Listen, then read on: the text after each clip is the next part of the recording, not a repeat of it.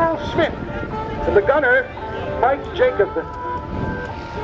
Protecting his tail, his 6, Canadian ace, SE5A, Billy Bishop's plane, Eller Sorensen,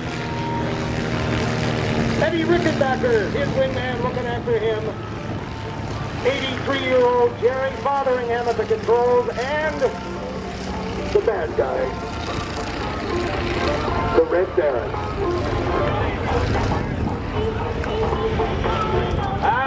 He's going after Rickenbacker first. Let's see what happens here.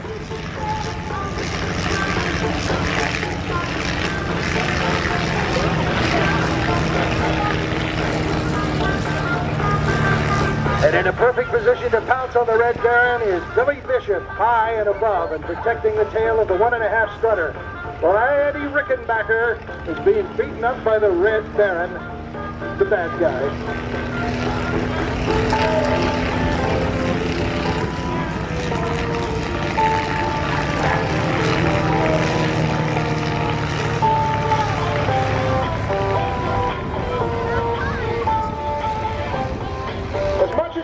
Historical detail has been paid to attention, but in some instances, necessity has dictated various changes due to various long-distance trips undertaken by the aircraft to participate in various air shows and events. The engines are relatively modern than those used in the original aircraft type.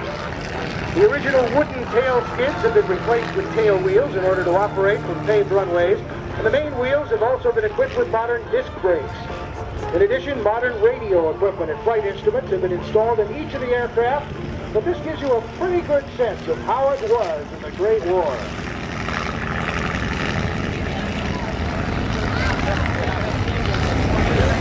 Again, with smoke trailing now, it looks like a hit. The Red Baron going after our American friend of the Newport 28.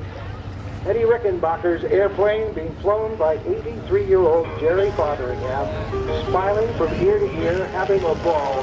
The man loves to fly, and it shows. And of course, the Red Baron airplane, and Eller Sorensen flying the SE5.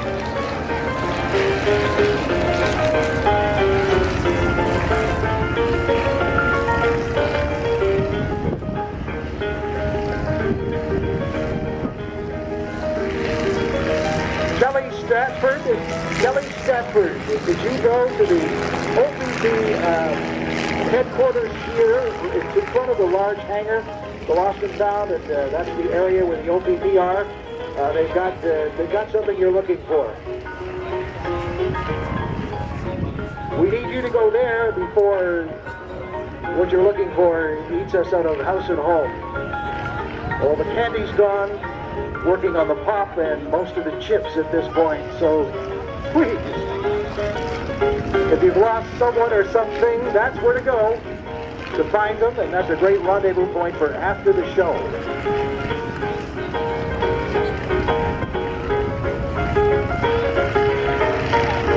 Eller Sorensen turning nice and tight in the SE5A, the replica. Sister airplane of the one in the Canadian Museum of Flight in Langley, British Columbia. There are some terrific museums across this nation to visit. Some who, of course, keep them flying, as does the Great War Flying Museum. And others, like our National Collection, just to sit and look at. Important work all the same, and the folks that restore the Harvards are trying to restore Bessie right now, and you can sign Bessie. That campaign is underway, and the airplane is here on the grass in front of the Flying Club.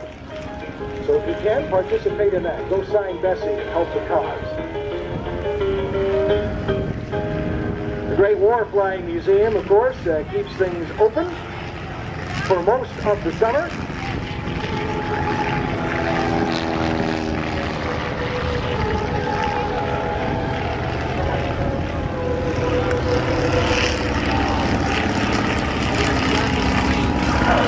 Admission is $5 per adult, including seniors. Children 12 and under are free. Family admission at $20 for 2 adults, related children. There's lots of medals to be seen there and artifacts. The museum open 11 to 4, Saturday and Sunday, stat holidays from Victoria Day all the way to Labor Day weekend.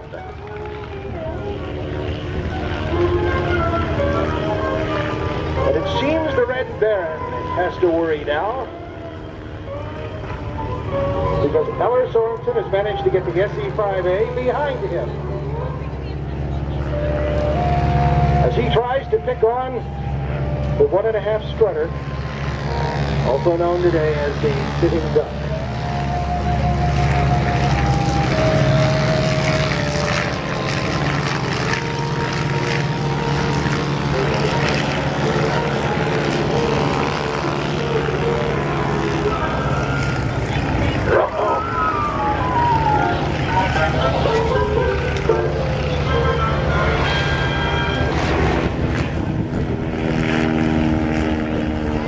Aircraft, somewhat of a rarity amongst World War I replicas, that Sopwith 1.5 strutter, and that it represents a 2-seat fighter observation aircraft.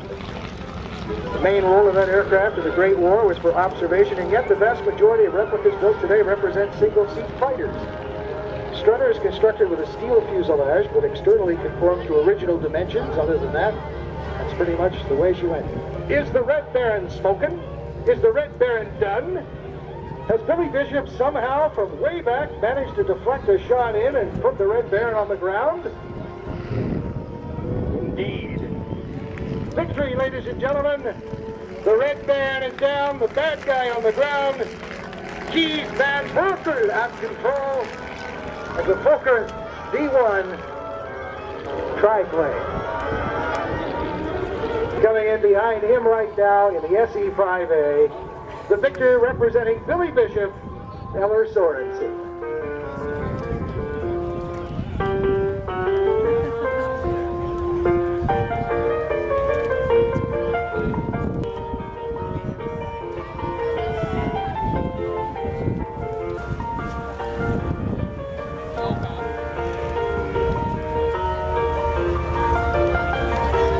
Now there's Eller on the ground. Give him a wave.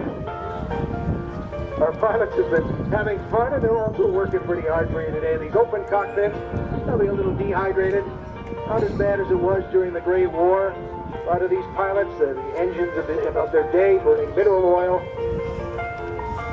would be sick. That's about the best way to put it upon returning after missions. The 1.5 strutter back on the ground. Earl Smith at the controls.